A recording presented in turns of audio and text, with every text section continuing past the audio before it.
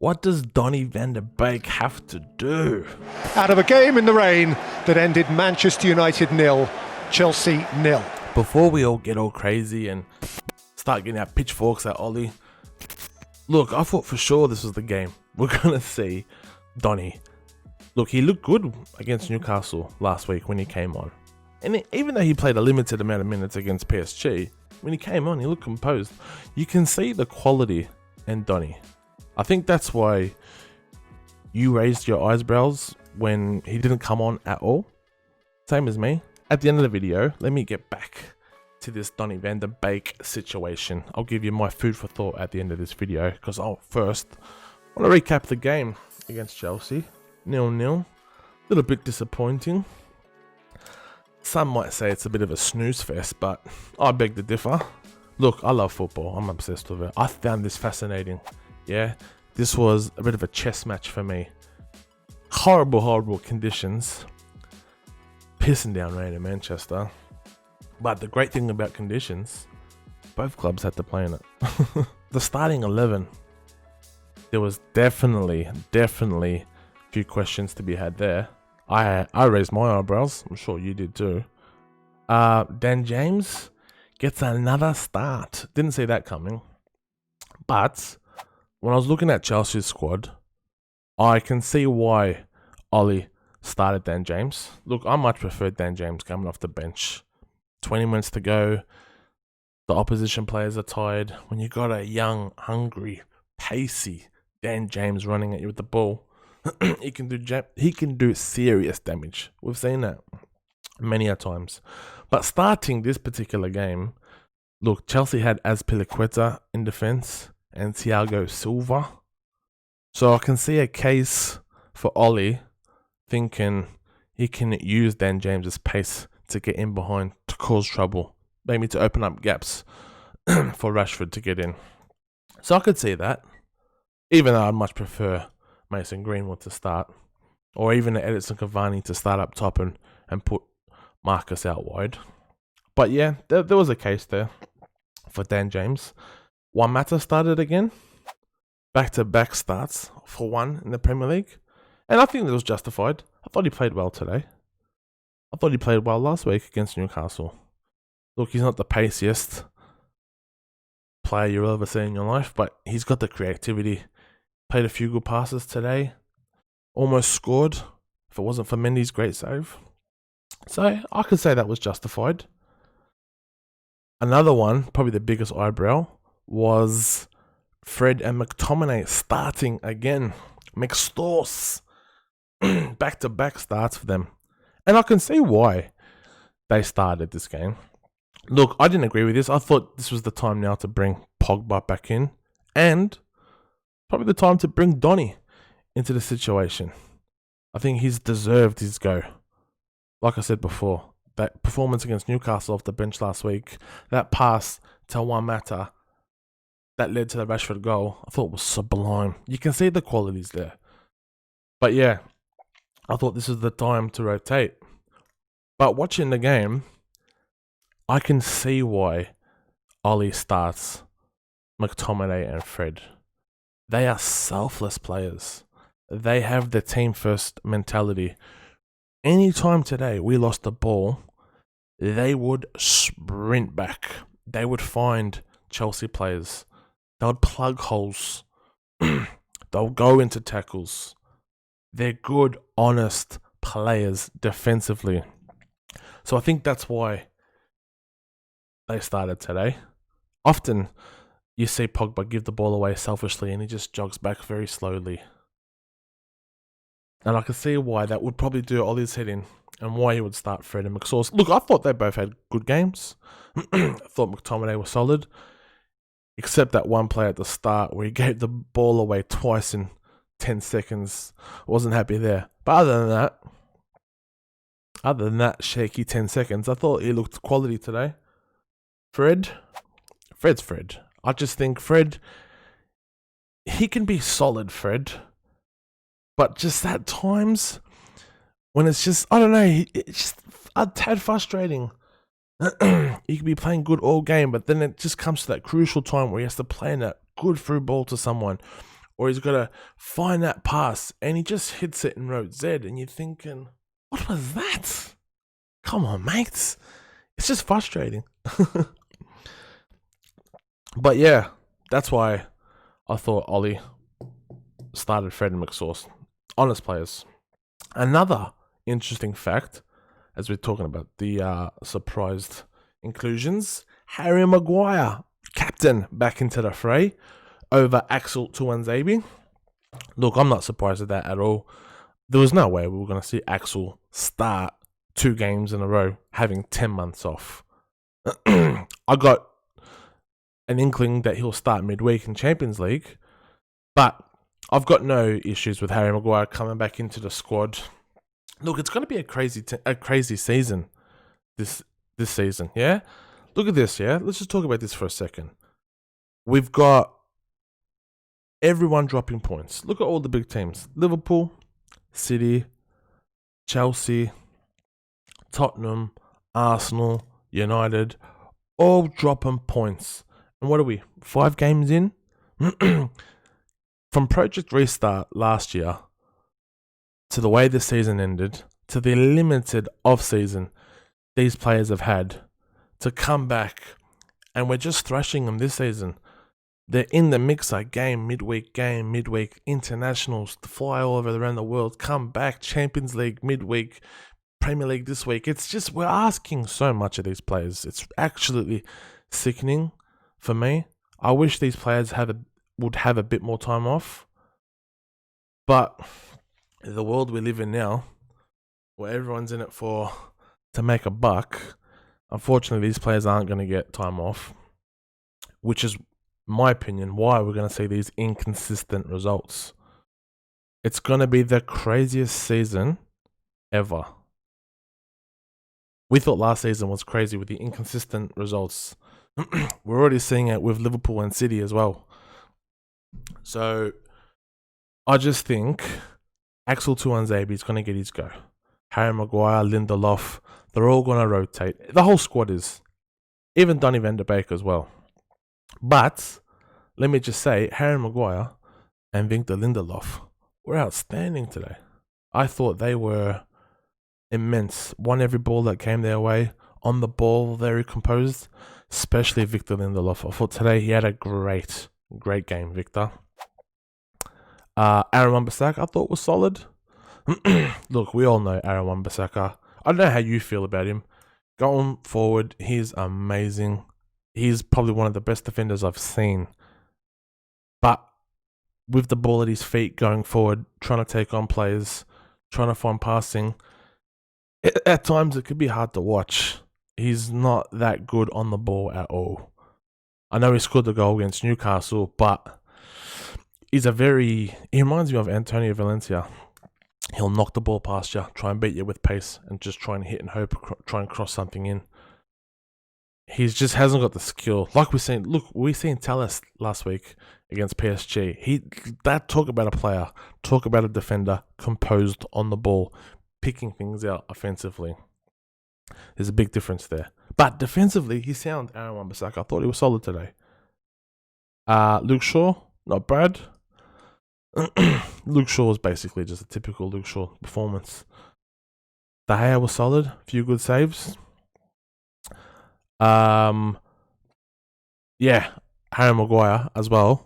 Talking about the defense, very lucky not to give that penalty away. Very lucky getting Azpilicueta in that chokehold while he heads the ball away. Very lucky. We could have been a bit of strife there if that was given. But yeah, let's talk about the subs. The subs were interesting today from Ollie. Not only did we not see Donny van der Beek, we did see a debut for Edinson Cavani. Unfortunately, didn't go his way. Almost scored with his first touch. That was interesting. But I just think the conditions weren't in his favour. I didn't think the way we played helped him as well. But I've got no doubt in my mind, the player of the calibre of Edinson Cavani, he'll get minutes, he'll get goals. He'll find his feet in this team. And I won't be surprised coming into the season if we're starting to play Cavani over Martial, because There are question marks to be raised over Martial. There is definitely a fight for that number 9 spot. But yeah, an interesting sub today was Paul Pogba. Well, when I say interesting, we all knew it was coming, but I thought it actually changed the game when he came on. I thought he actually took control of this game when he came on. It was the Pogba I've come to know and love, and what to expect of a £90 million player. I thought he was good when he came on. But the interesting for me when he came on was the shape that we played. Bruno came in and played next to Fred at that number 8 spot. And then Paul was that number 10. I thought that was really interesting, playing a much, much higher line than we've seen Paul play. I'd love to see him create a bit more up front.